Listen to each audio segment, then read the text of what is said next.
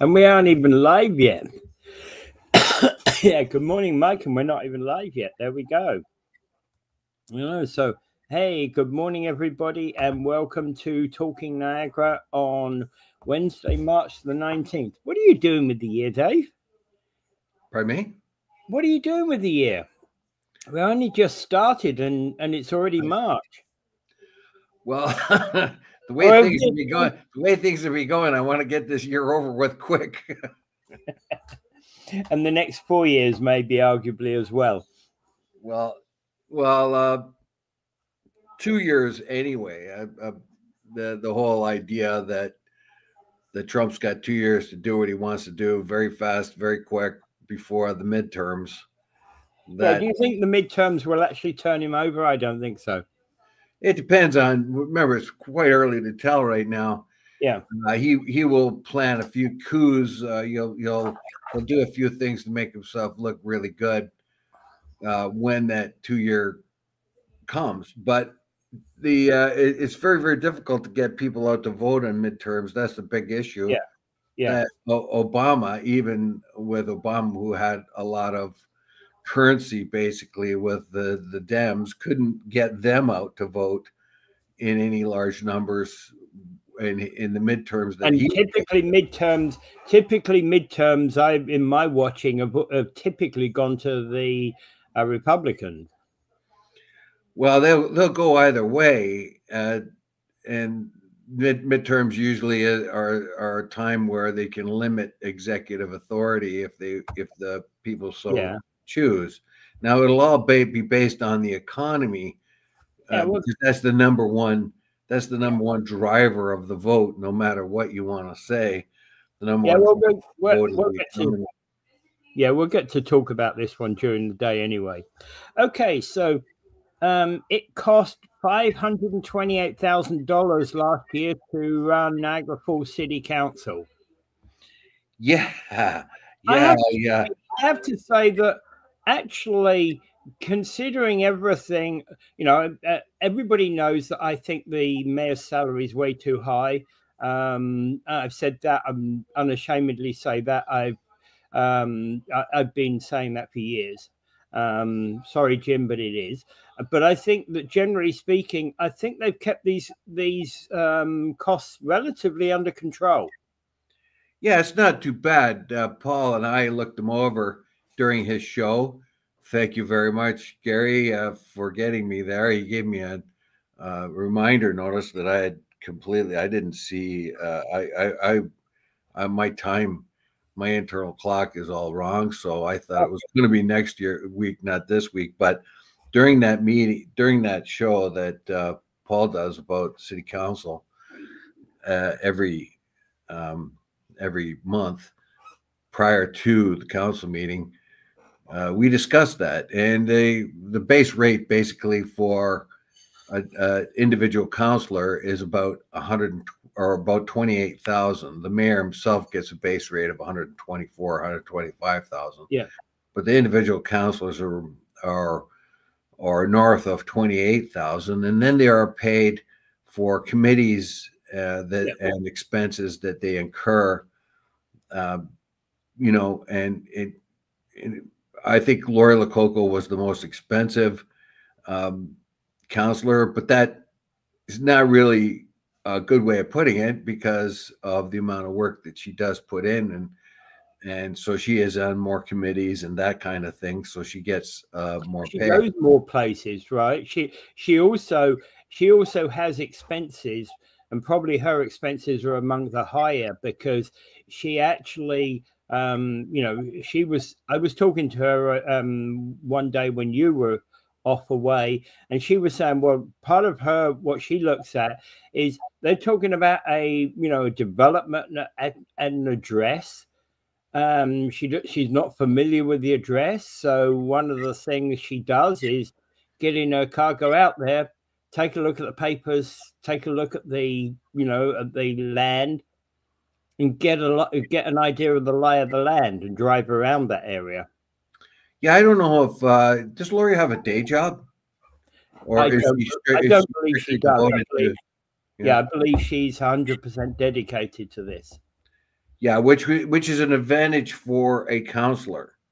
When now obviously the 28 grand and that she gets would not provide her with much of an income, if she considered it a job, but it's a sort of a job of duty and interest for her, I believe, more than anything, but which does give her an advantage over some of the other counselors, so she can be on more committees, and that if whereas I think most of the other counselors hold down J jobs, but Peter Angelo is retired, so he probably is in the same category.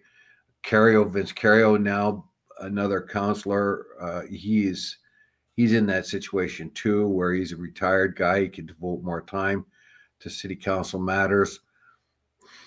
Wayne Campbell, when he was still alive, could have probably done the same thing, but I think just about every other one of those counselors has a day job. Yeah. So Lori, Peter Angelo, and and for example, Chris Dabrowski, who's recently returned to city council, has 2 or 3 businesses, doesn't he? I don't know what Patel does. No, neither do I. But it definitely is an advantage for us as city residents to look at a counselor like Lori, or maybe even Peter Angelo, who does not have other situations that require them to go to work, and they can devote more time to city council matters, which is a good luck for us. I mean, it's a fortuitous thing for us that Lori Lori, yeah. And typical when she's prepping for any council meeting, she says, council meetings are mostly Tuesdays, and typically she says that she starts her reading, and she gets her initial material typically the Thursday beforehand. That's when the agendas typically appear to the city, but she's well aware that that is far from complete. But there are many items like site proposals, etc., that are complete at that stage, right? Yeah, so they through those, and the complete materials, the incomplete materials, she briefly goes through, and then as they become more finalized, she goes through in detail. Yeah, you're going to have these council meetings sometimes could be pretty involved, and to be completely aware and educate yourself on and then presume the consequences thereafter of city council directives takes some work and some time, a lot of it. And we see a councilor like Laura Lococo really drilling down on these issues, and which is a fortunate thing for us to have a city council like that. We could probably expect the same from Cario and Peter Angelo, to be able to at least have the time to do those things, whether they choose to or not. Well, Cario was in the past. I'm not saying the future, because he's only been back for one city council now, the one on Tuesday. In the past, he has said that he opens the materials on the at the day of the council and makes his decision on the spot. Well, you should be able to make your decision after all contributions from the councilors come in. Let's say you have a particular a certain issue comes up, and you have a certain leaning, and then you listen to the arguments, if there are any, from the other councilors, and that may sway your opinion one way or the other. So Cario might make those decisions on that particular day, but certainly you would have an inclination which way he's going to go, and he'd have to be persuaded otherwise. And he also has made it clear that he's also generally favors that the staff has done the work, and he mainly accepts the staff recommendation. Normally that would be a good thing, but remember too, though, that the staff will only recommend things that are within the law. So they say, okay, it is, they've done everything legally, they've done all of the homework to build this apartment, and then somebody comes along and says, wait a minute, that apartment does not fit into that neighborhood, or Yeah. that development doesn't fit well into that neighborhood. Yeah, exactly. Or there's been a few occasions whereby the city, you know, a development has been put up, and hey, there's nothing wrong with the development. The developer has done good work. They've looked at the area in question and they built a development that they believe will make them money.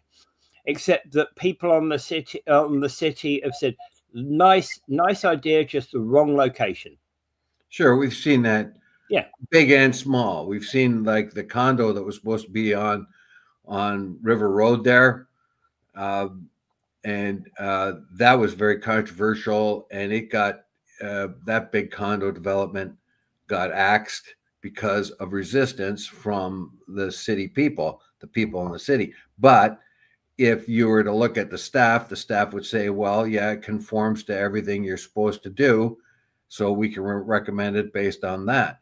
Then it's the councilor's decision whether or not that is a good fit for the city, and they will have to respond basically to what the city says. And we found that even a small home that was being built close to Wilma Morrison's old home, somewhere way out in the west part of the city, off there. I can't remember the street, but they proposed a home to be built there, and it really didn't fit the neighborhood, although everything else was fine with it.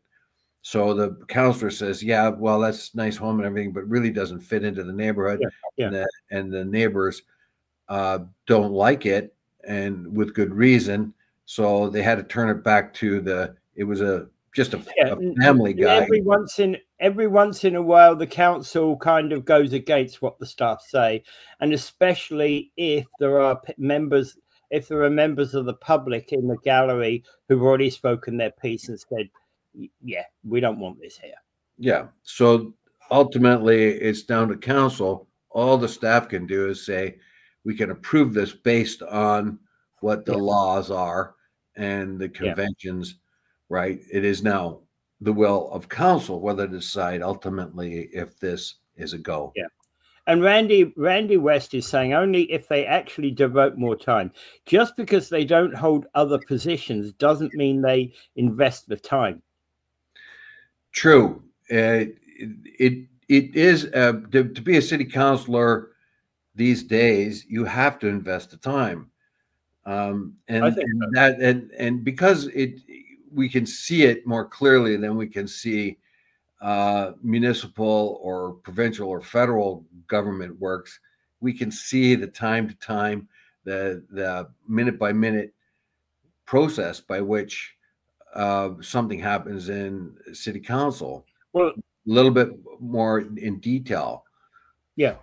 One of the things that when I stood in 22, one of the things that I discussed with Angela, my business partner, was what would happen? How would I spend the time? You know, what would I be doing? And we came together with, she was standing also in St. Catherine's, the one ward there. And we kind of discussed that well in advance before the election so that we were prepared in case we were elected. Yes. Right. And we had a plan, right? No need to repeat that plan here because it wasn't, it never came to fruition, right? Yes. When I go to meetings and open houses, the only councillor there is Laurie. Yes. That's often true. That's true as well. So I say we are very lucky to have Laurie with her sense of devotion and her what I assume that she does not have a job basically other than being a counselor. She doesn't have to devote herself to being a lawyer or a teacher or whatever else. She has this to do, and she's taken it on with zeal. So in a sense, we're very lucky to have that sort of counselor that does have the time and to drill down. So she has the time, but she also has the will to do it as well. So the combination of those two things are pretty good. In what I was going to do, one of the things that I was going to do was take on a personal assistant that would help me with much of my day-to-day work, that would keep me organized. Yeah, I could use that.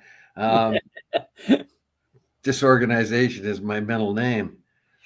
Anyway, so but anyway, and the overall cost of what the city, I think the only way you can reduce that cost of our city government is to reduce the amount of counselors, which has already been proposed, and we don't know what levels of government are coming down the pipeline. Yeah, personally, I believe we should be increasing the number of councillors in the city right now. We need 2 more because of the growth of the city. The general idea is to reduce the amount of government, because government is an inhibition, becomes an inhibition to progress when you have too many chiefs and too many. And we have an inhibition of running a democracy when you have too few people, elected people in the position. Anyway, so Mike's saying if you do not have the time to do the job, you shouldn't run. Quite right. Yeah, quite right. I agree. And that's exactly why I had that discussion with Angela. We both were there's a question about if we had that, how do we make sure we've got the time to do the job? You have to give away your weekends a lot of times. I'm not saying I would have to skip the hockey game if you've got, if you got stuff to read. So yeah, it's a duty as well as a job, basically. You know. Yeah. Okay. So 500K out of 60 million is a small price to pay to connect the respects of the people in the business of the city. Yeah. What that didn't include, though, was the cost of city council meetings, which can be quite dear, as we found out recently. Yeah. Kip is saying keep the number. It costs about $1,600 every time you have a city council meeting, something like that. Kip is saying keep the number of councillors, but put them in charge of wards. Yeah, I would love to see the ward system happen again. Yeah. For a city this size, we should have a ward system. However, we don't, and I don't know. There's all this different attitudes of what to do. How to streamline government, the region, the city governments, the region governments. How do you make that more efficient? Can you reduce the amount of representatives and still get a good, efficient use of your politics? Yeah. Okay. So, so that's a kind of debate that will go on for quite some time anyway. We've always talked about this sort of thing. And as I said, I thought that, the costs were quite reasonable. I've always been opposed to the amount we spend on the mayor. I think the mayor's job's worth 80,000, not 100, and not what we're paying him. 80 to 100,000 is what we should be paying the mayor. The mayor is a full-time job, though. I know. It's a full-time job. It's a full-time job, but it's an overpaid full-time job. I resist that. I think for a position of that kind of position, with the kind of weight that's on there. But remember of Niagara Falls all over the world, I don't think $124,000 is overreach there. But his total tab comes in at 175 if you include the expenses and stuff like that.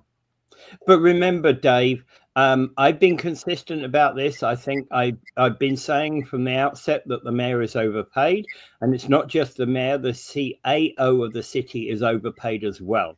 right? They are not worth the salaries they're getting, either of them. They do not have it, and that's my view, right? I've held the view for years. I've got a number of people that, you know, I've been telling that. When I've been telling that, there's a lot of people who do support my position. There's people who don't support my position, and that's fine, you know. I resist that. I think that $124,000 for a mayor of this size city is not overly. And our CEO, you cannot get a good executive CEO with the knowledge base that they have for under what we pay in them. I doubt it. You need a good fella, and it looks like Burgess has all the qualifications. And actually, I think you agree or disagree with some of these things, you cannot get that kind of expertise for anything under that. Not in today's. I think Burgess is doing a good job, generally speaking. Do I agree with everything? Of course not. But I think overall he's doing a good job, better than his predecessor. Yeah, I'm pretty comfortable with his level of expertise and how he uses it from where I can see, and I cannot see getting a quality CEO for anything less than we pay him. CAO, Chief Administrative Officer. Yeah, CAO. Yeah, Administrative Officer. I don't think we can get one for anything under that. And when you look at the different CAOs in Ontario, he's right in there with their pay scale.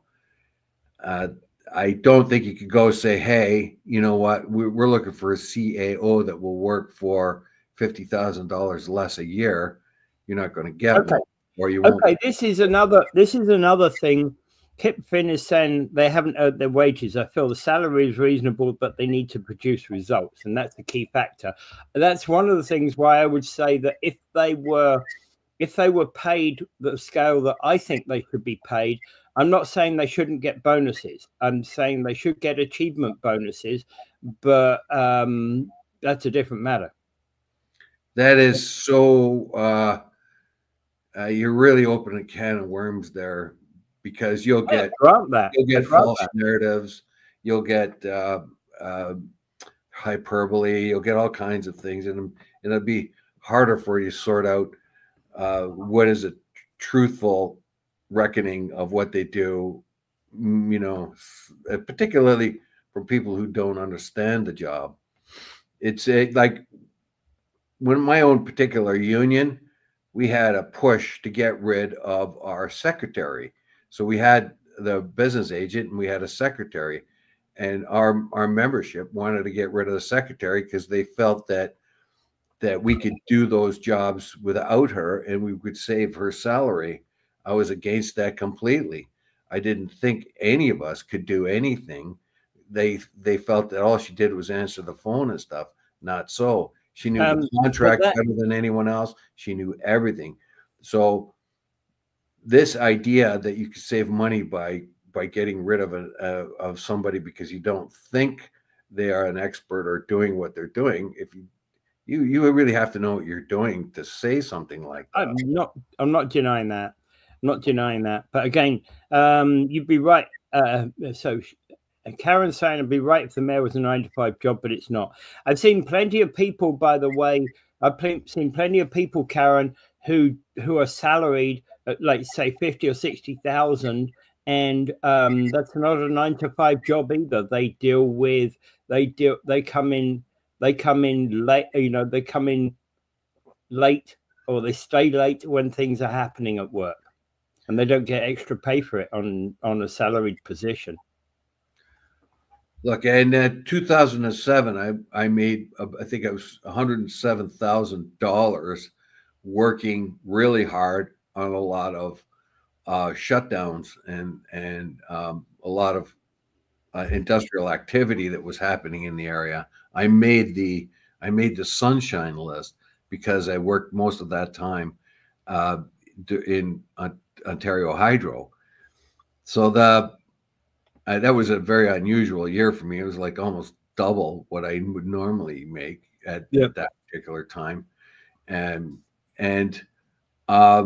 So if you look at that, I didn't have any particular responsibility except just go to the job and do the job and work long, hard hours. And then you think, well, you got a mayor or a CEO and they're making, 124 or in Burgess's case, 260 or something, whatever that is. It doesn't really seem outlandish and overpaid to me. It does to me. It does to me. But still, we can argue that. What are you going to do? Are you going to get a benevolent person that comes along and says, okay, I'm retired now, and now I could take on the mantle of the mayor, and I could do it cheap because, no, you're not likely to get that guy to do that. Yeah, you're not going to get that, really. Yeah. Anyway, we can agree to disagree on that. All right. Okie doke. Yeah. All right. So from Olympian to Narco head, we ran this story. Interesting. So this guy who was in the 2002 Olympics, and now he's a head narco for a drug trafficking trafficking Yeah, this is I put this in here just of an interest. On the FBI 10 most wanted list. He's kind of like Moriarty to as compared to Sherlock Holmes. When you think of somebody that's very accomplished, like a guy like Sherlock Holmes, and then you have his direct opposite, Moriarty, who is highly accomplished but evil. And this guy is an Olympian snowboarder that must have put an incredible amount of time and practice into becoming an Olympian snowboarder, then directs his efforts towards becoming a massive high-scale drug dealer who orders hits on people. It's extremely interesting. It's like James Bond's got to find this guy. No one else seems to be able to. Yeah. It is just a very unusual story of someone you would have thought would have been destined to be sort of a beacon in society. Okay, so let's example to society rather than the opposite. Yeah, but let's talk about Olympian, right? So in the snowboard event, he was placed 24th in the men's parallel giant slalom event. So he wasn't exactly amongst the world elite. 24th, that's up there. 24th best in the whole world. Yeah, 24th in the world. That's good. That's for sure. But he wasn't champion. Let's put it that way. That's what I meant. He is super good at that. To become 24th the best snowboarder in all the world is an enormous accomplishment. I mean, he didn't make the podium. He didn't make it into the top 10. But to be able to go through all that process, to be all those eliminations along the way, and to be he's one of the world's best. Actually, he's one of the world's best, yeah, that's for sure. So right? he's very,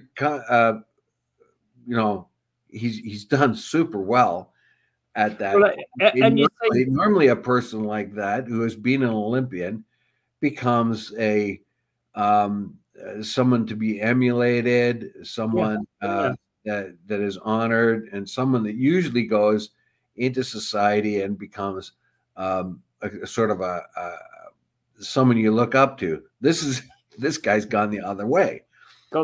He's become a narco dealer, or alleged. From 24th in the Olympics to the 10 most wanted list. So he's gone from the peak of physical prowess to the peak of criminal prowess. Yeah, so he didn't make it in the top 10 as being an Olympian. So he felt that, well, maybe he should have a career change, and so now he's one of the 10 most wanted persons in the world, probably sheltered by the cartel. But I'm not so sure if that is the case too, because once he's become so well known, he becomes less effective for the cartel. So the cartel might think of him as baggage and just get rid of him because the big telescopes are out looking for him. So I'm not so sure that the cartel is protecting him unless he's still an effective earner for them. And all this is speculation, basically, because it's all alleged. But the FBI is tipped off. Like okay. But let's be honest about it. The FBI don't allege something unless they got pretty damn good evidence. Yeah, the docuseries that they have or are still making about this guy is called The Snow King, and I think that was really, really good because he's well known for bringing cocaine, which is nicknamed is Snow. Snow, yeah. And he was a snowboarder, the Snow King, in more than one aspect. I think that was a very clever title, and they just don't know where this guy is. So I thought it was just interesting to put that out there, that we have our own sort of Moriarty type figure out there, highly accomplished, could have gone in any direction he wanted, but chose to be an underworld figure. A real world Breaking Bad, eh? Breaking Bad, yes, for sure. That's a good way of putting it. Yeah. But I doubt that he had cancer. Like in Breaking Bad, the protagonist, Walter White, had cancer, and that's what motivated. I'm not a fan of that particular series. I saw the first few episodes and just didn't like it. I watched the first few and I didn't think it would take with me either, but I kept going, and then I realized how well it was put together, casting, storylines, and I quickly recognized the Shakespearean tragedy quality of it. I think they were super inspired by plays like Macbeth, particularly. Yeah, I have to say that I've tried to watch this series 3 times because of the praise it's gotten, and I've gotten nowhere. I didn't get past the first episode on the first occasion. I got 3 to 4 episodes in on the best I did, and basically the series made me sick. That was probably what it was intended to do, but that was the end of my watching it. Well, I thought when I first started watching, I thought, oh, I'm not going to get into this thing about criminals and violence and all that. But I kept at it, and to my surprise, the acting, particularly the acting, the story, the casting, all of that had real appeal to me. It was very much like a Shakespearean tragedy, and the forever appeal of a play like Macbeth, I think, found a home in Breaking Bad. But I would say, though, that a little later on, they were kind of stretching it a few here and there because they're running out of storylines. Yeah, get you. Yeah. I get you. Okay, so coming back home again, our Niagara rent's surging. That is what the review is saying right now. But again, I also look at the fact that 4 days ago, there's an article that was published by the Niagara Independent that said rents in St. Catharines and Niagara Falls have fallen in February. Just that 1 month, but generally speaking, they're going up. And this is contrary to the rents in Ontario. Most of the rents in Ontario are going down over the space of a longer period of time, but Niagara's are going up, even though there was that one little I'm not so sure in February there. Well, I'm not so sure I agree, because Niagara Independent also did one, and they said they declined in November 1.6%. And I have, as you well know, I talk to tenants and to landlords on a regular basis. through the work I do with the landlord and tenant board stuff, and most tenants are telling me that whilst the rents compared to 5 years ago are massive, they have fallen down recently. They've been going down. By how much, though? This says that about the 1 or 2% type mark. Well, this article's contention is that nationwide the rents are coming down, but in Niagara they've been going up, and that was because of what we talked about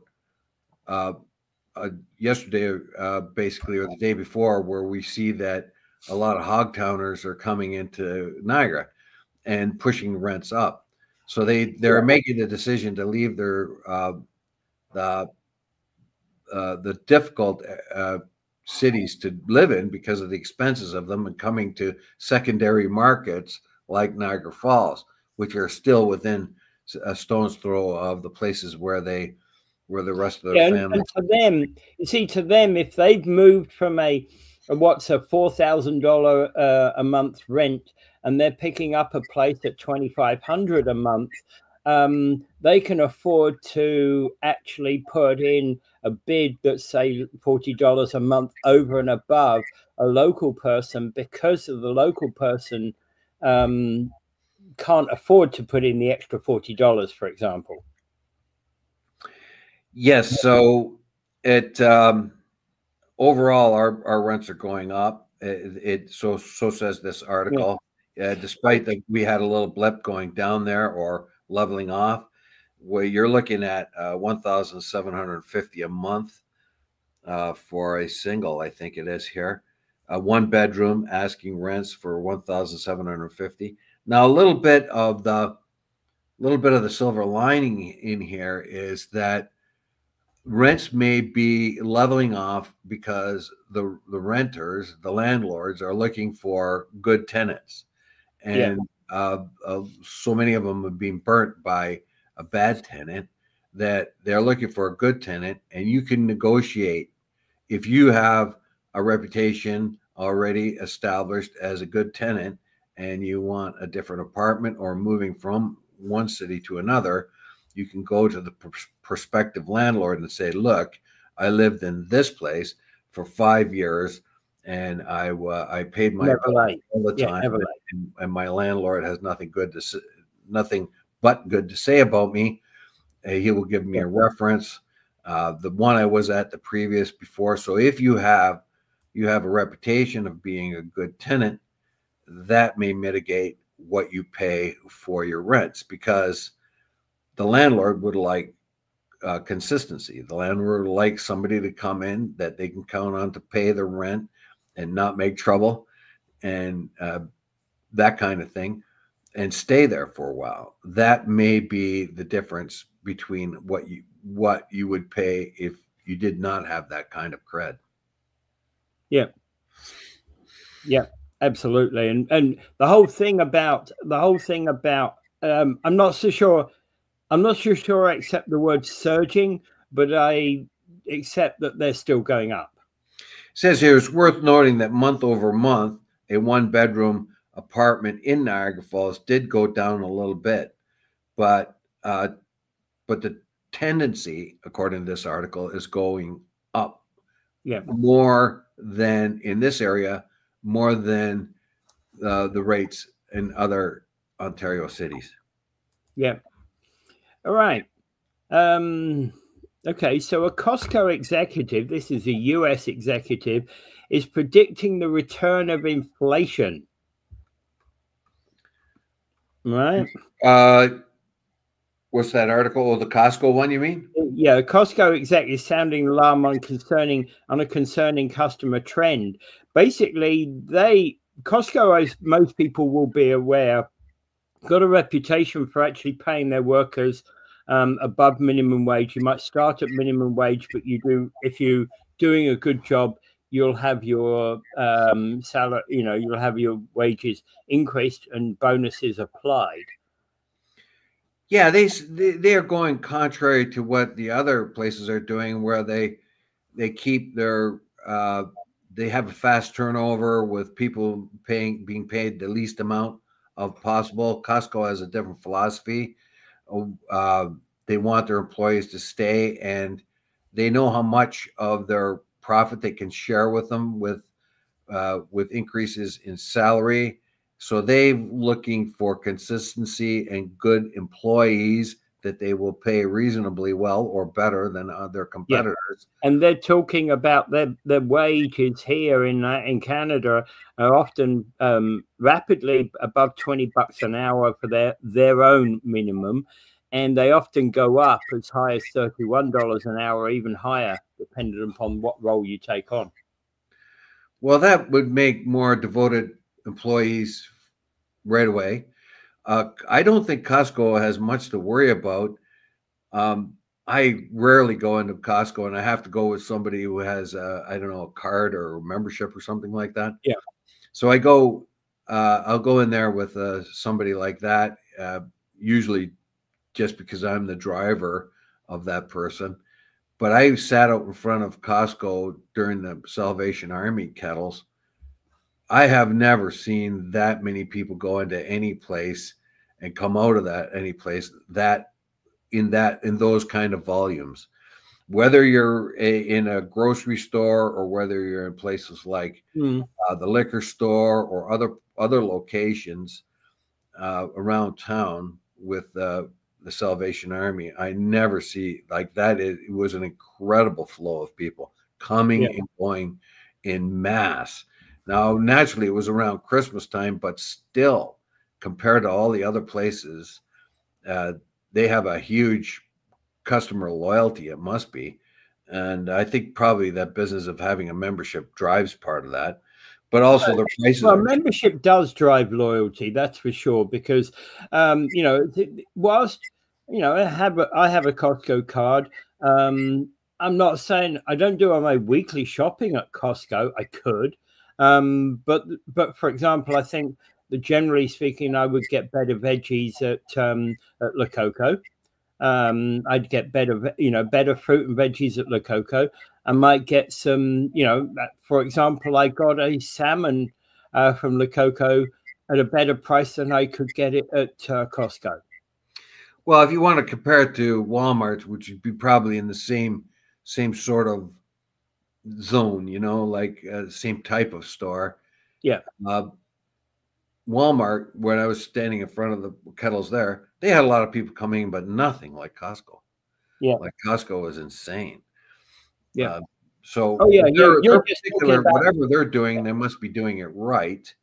You're and just they feel that although Costco was the brick and mortar company of Costco, seems to see trends where people are moving away from going into brick and mortar stores. They don't seem to have suffered much. Yeah. Well, actually, the interesting thing is that when you get your Costco catalog, you can actually you can order stuff online. But I rarely, I don't think I've ever ordered anything online from Costco. I have ordered online from Walmart. Online from obviously you only get it online from Amazon. But I've never ordered anything online from Zayre's, for example, or Sobeys. Yeah, you can, but you can do it for Canadian Tire. You could do it for any of the big companies too.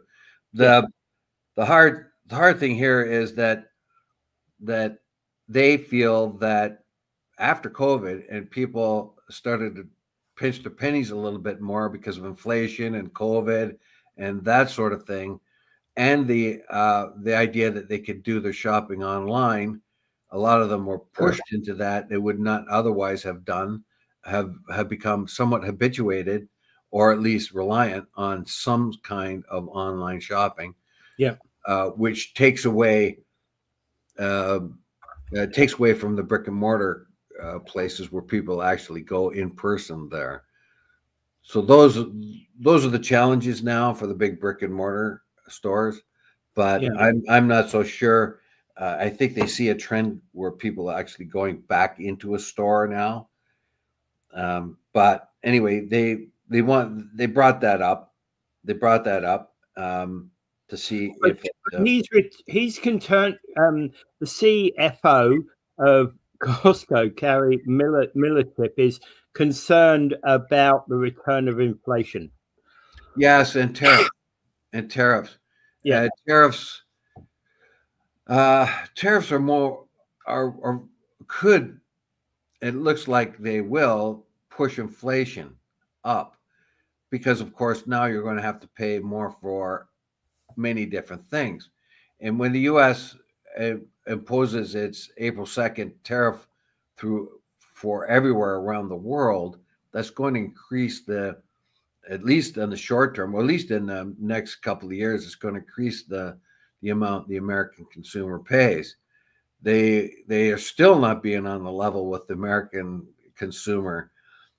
They still don't, when confronted with, that's a tax on American people. No, it's not. And China and people think that China will pay the 10% tariff. Like, here's my product, and now I'm going to buy it. Now I'm going to sell it, give my tariff to the U.S. government. No, it's the consumer that has to pay.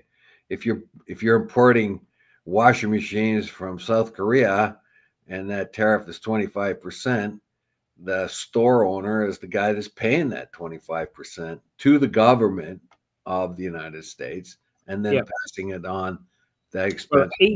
Actually, not just the store owner, but the wholesaler, the importer, etc. That 25% is applying down the line, and you, the consumer who buy it from the store owner, are going to pay that 25% on top of what the store owners already paid. Yeah, it's going to be, generally speaking, it might not go up 25%. It might only be about 15 or 20%, but it's still going to be inflationary. The use of tariffs to motivate the return of manufacturing into the United States, it's dubious whether it will work very well, because most of the manufacturing left not from the United States to Mexico or Canada. Most of it left the United States for China. Yeah, and that was done by the big money people, and forced to, actually. We talk about Dyson, the vacuum cleaner guy, right? He started off in Britain. He was making things in Britain, but found that that China was all set up for all the different things he needed, the plastics, the chips, and all that. So he had to, if he wanted to survive and compete with other vacuum cleaner, he had to move his outfit to China. Yeah. And injection moldings and all that kind of thing. Basically, when we did that, when the investors in North America particularly, but also Europe, started to invest in China, what they got basically was they got cheap labor and pollution less controls, whereas we have standards of labor, which you have to pay a person, and we have standards of pollution control. So when you invest in China in those days, you got your product built with cheap labor and no accounting for the amount of pollution that the company made. But also, the other thing, remember, is you might be right about the cheap labor. In comparison to the West, it was cheap, but China was deliberately undercutting the rest of the world and selling product to the rest of the world at a loss. Still, well, it still does in a sense. It keeps its price of labor down and compensation for its employees down, so that it can drive an export market. It has not developed a domestic market like the United States or Western Europe has, which is essential to the tax base. The United States has a huge domestic market, but China does not right now, and that pushes China to become very aggressive in the export market. And because it has a central authoritarian regime, it can do that. You know, you're going to work 12 hours a day for this amount of money. That's all there is to it. It's essential to our country's survival.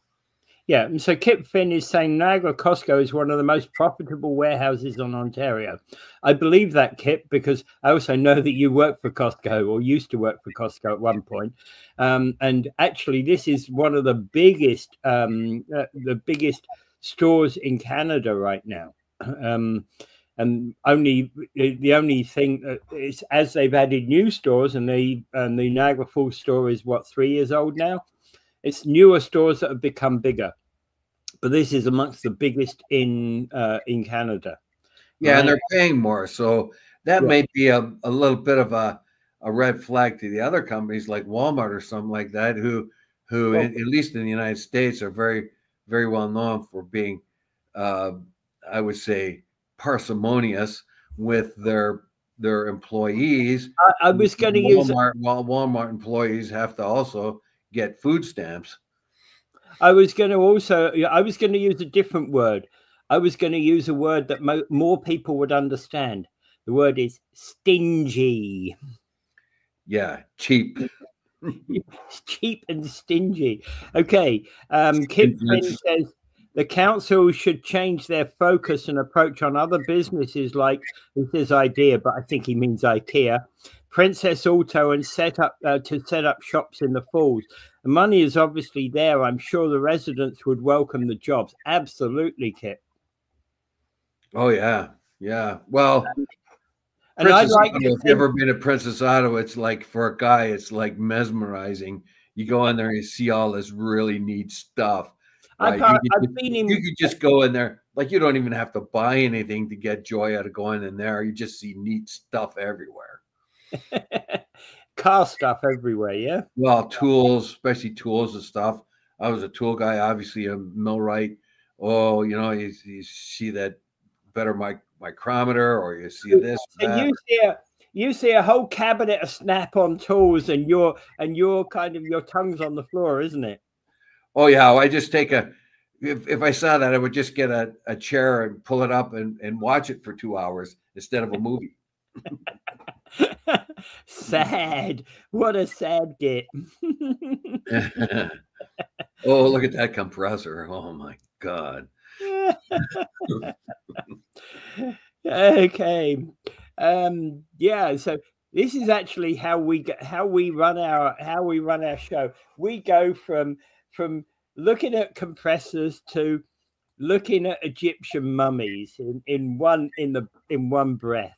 So they found this mummy that they believed for a few years anyway, that she had cancer and was pregnant when she died, but now they've discovered that she didn't have cancer and she wasn't pregnant. Yeah, this to me is analogous of how the news media works and how false stories get out there. So at first they thought it was a man.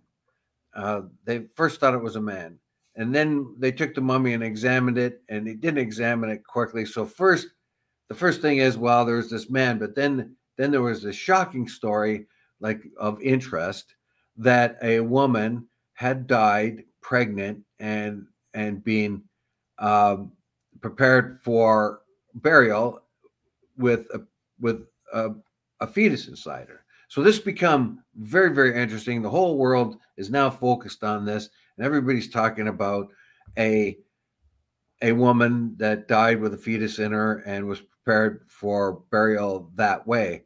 Well, it turns out none of that is true. But that's, to me, is analogous of what happens in the news. A false story gets out there and everybody runs with it. Like Hamas getting $50 million worth of condoms. Wherever you go, $50 million worth of condoms is a lot of condoms, man. Yeah, but I mean, Hamas is getting them. So nobody bothered to check this. That's what went out, and everybody's shocked and angry, and that sits with everybody.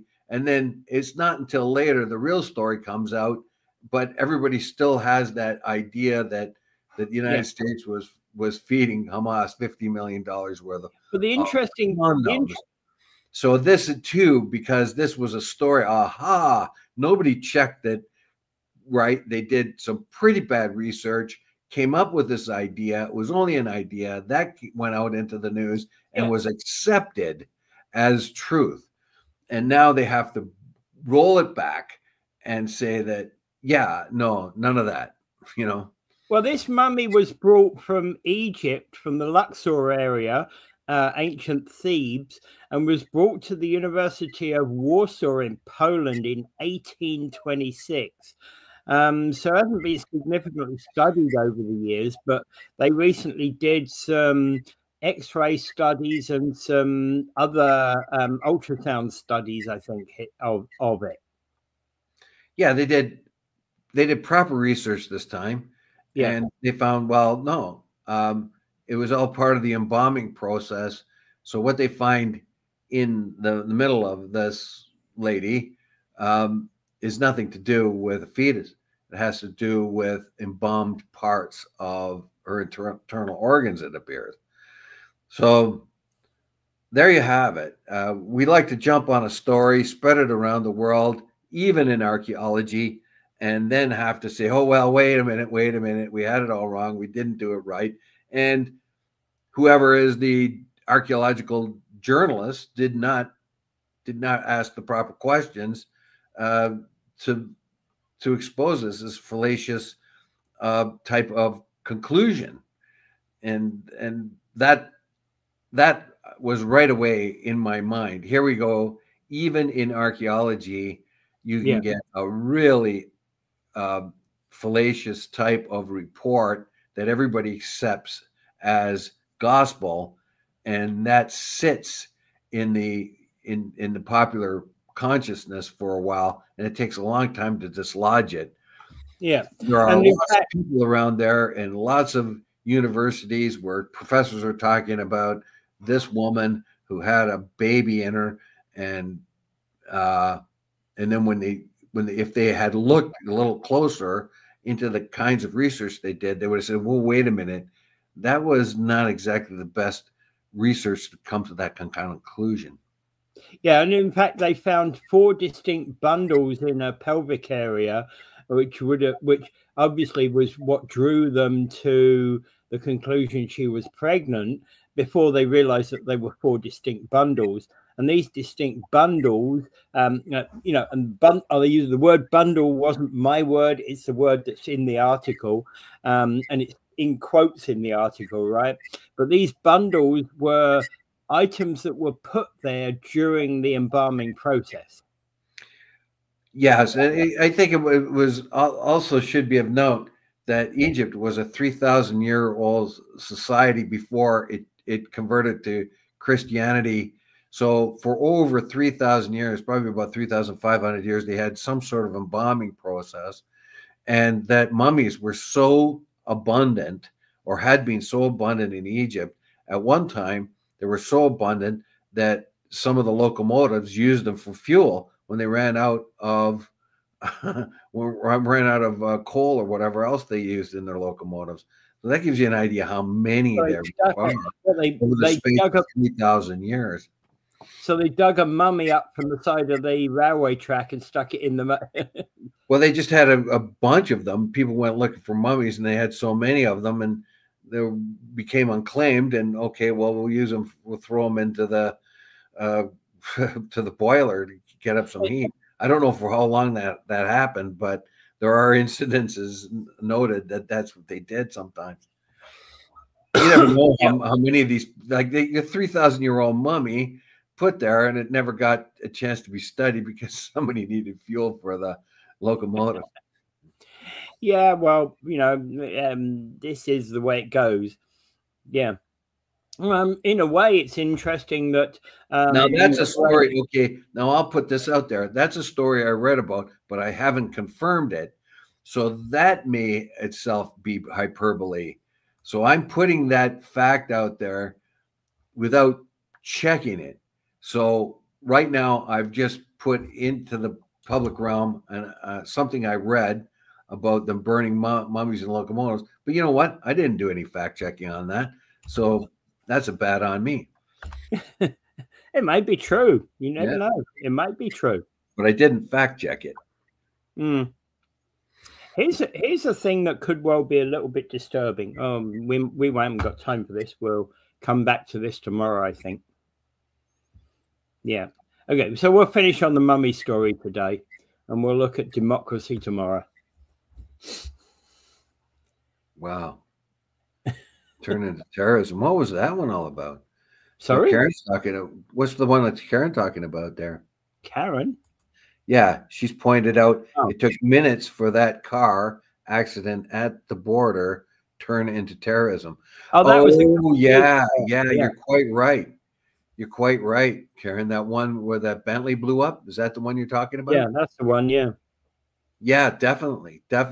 It right away it went into the popular mind as terrorism, and it took a lot of luckily they got it. The worst of that, it takes a long time to roll that kind of thinking back.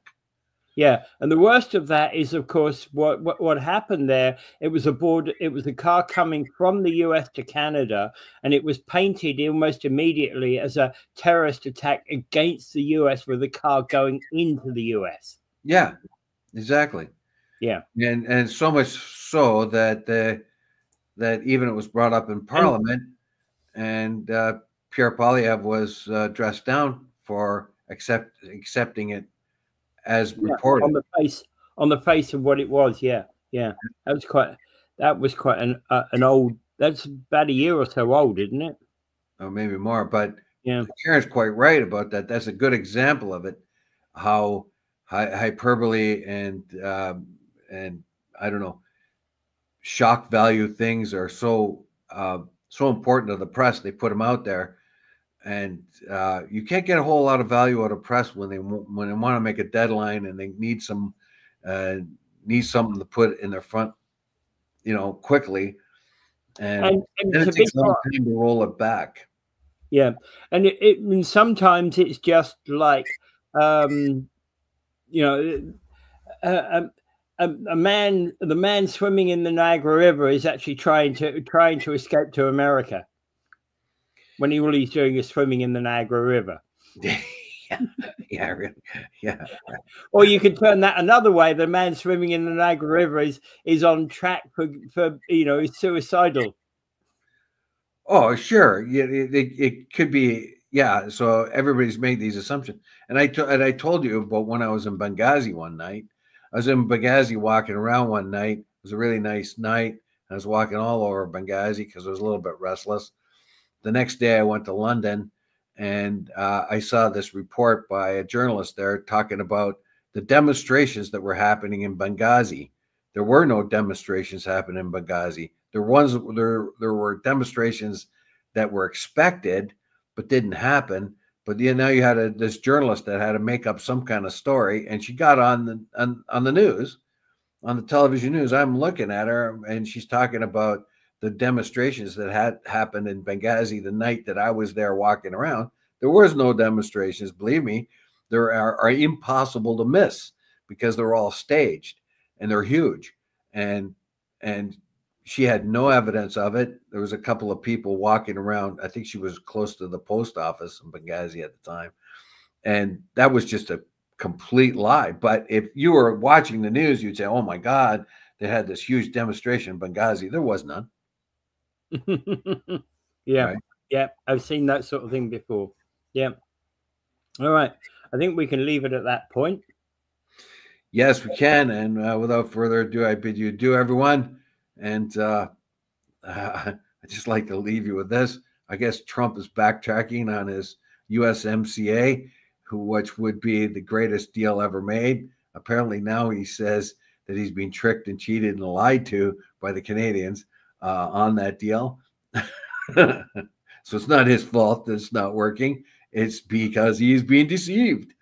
Here we go. Well, you can blame it on Stephen Harper, who wasn't there, or Pierre Trudeau, who wasn't there, or anybody else you want to blame it on, right? Chrystia Freeland, I'd say she's the #1 big liar. She's the one probably, she's the one that Trump hated, so she must be responsible. She must be the chief liar, the one that the one that conned the con man. Yeah. See you Anyway, without further ado, I bid you adieu, and